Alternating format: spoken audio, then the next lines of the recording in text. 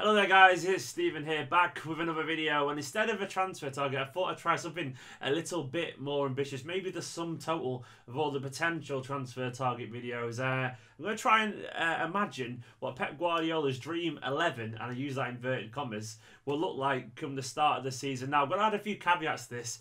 This is very, very difficult, and I could be wildly wrong with all the names here. So I'm going to use transfer speculation, the idea of who we're after, and hope for the best. And also fitting that squad of players that we could potentially have into 111. I don't even know if I'm going to like the team that I picked because there's so many options, so many variants, and that's a video for another day. Potentially looking at tactics and ideas we can use. But I'm going to stick with a 4-3-3, well, a 4 kind of 4-1, 4-3-3, basically 3-man midfield with 2 wingers and a striker kind of thing. I'm going to stick to that for now because it makes it simpler.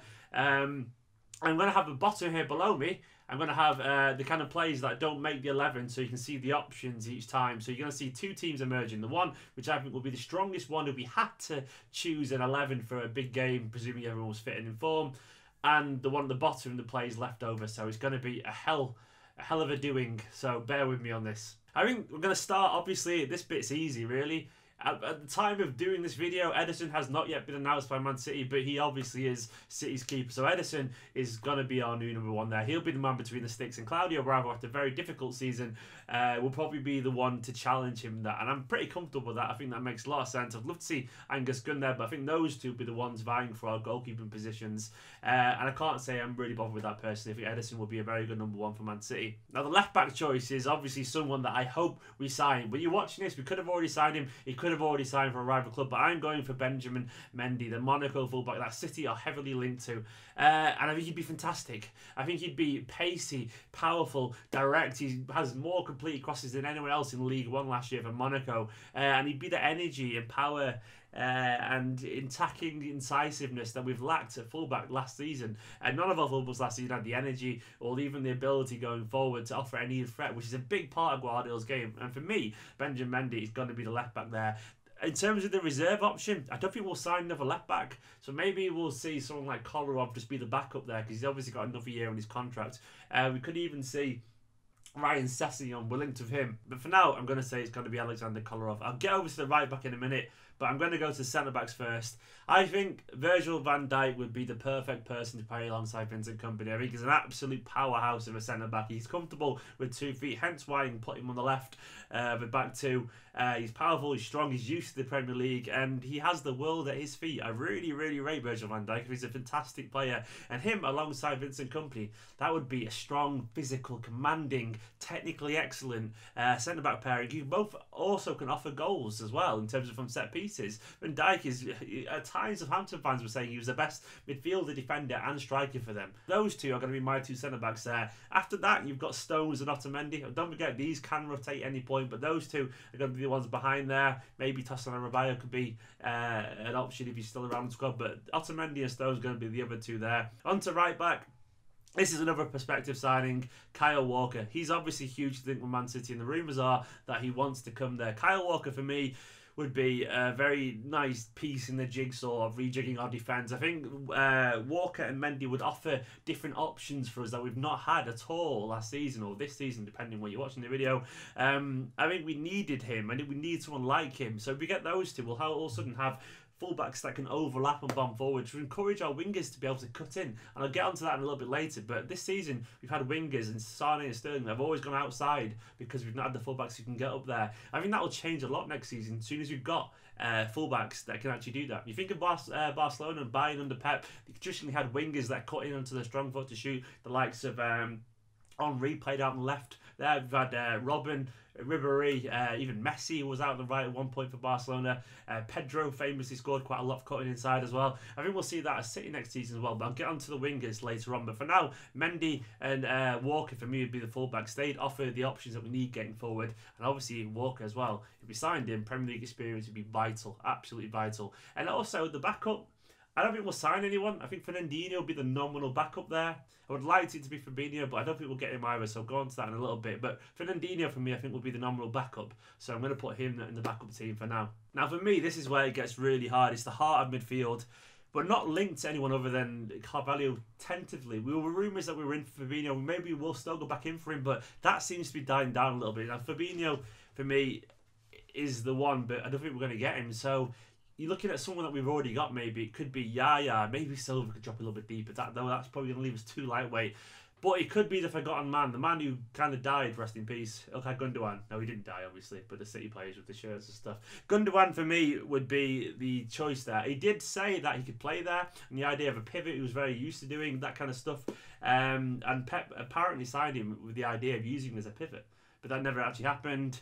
Obviously injuries, and he ended up playing as a number 8, kind of pushing forward a little bit. But I think we could see him there. Now, I could be wrong there. It could be Yaya. But for the sake of this video, I'm going to put Gundogan there and Yaya kind of in the reserve 11 for now.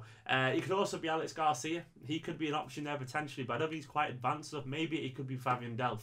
But I think Delph, Garcia, Yaya, they'll be the backups. Maybe it will be Yaya, but I can't personally see it at the moment. I think maybe Gundogan, which then gets me onto the attacking midfield, so that's why we are blessed with options. It could be anyone, but I think it's going to be David Silva and Kevin De Bruyne, because those two, as two number 8s there behind the strikers, were excellent at times last season. They were absolutely fantastic. De Bruyne obviously is a goal threat as well. David Silva dictates play, and I think those two will maintain there, and I think that's a no-brainer really. Now it's out wide where it gets really interesting, as it does up front.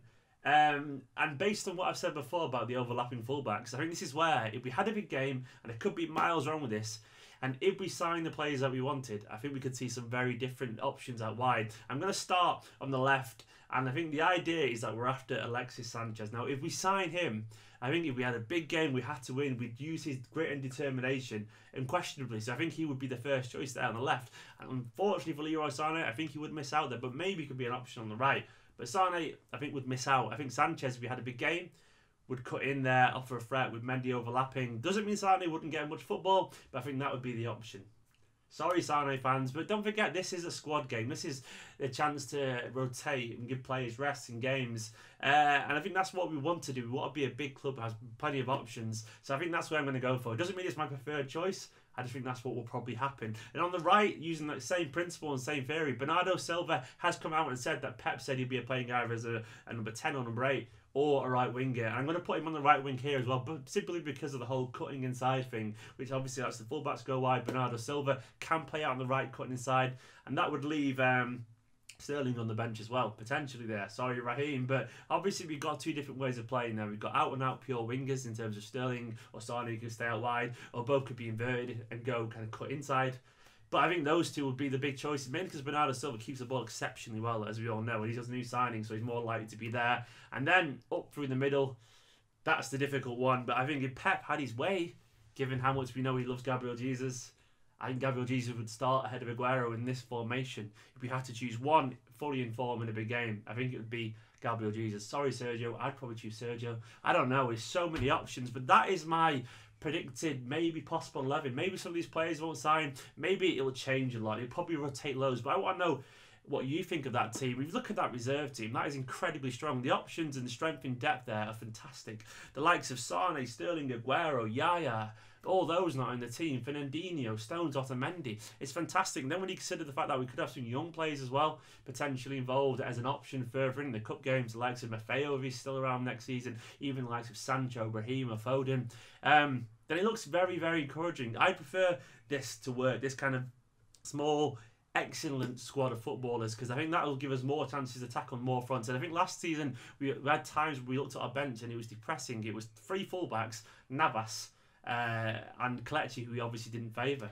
And Kelechi obviously is an option up front as well in terms of the squad, but I don't think he'll be them. I think he'll be the man to miss out, unfortunately. So there is a 22.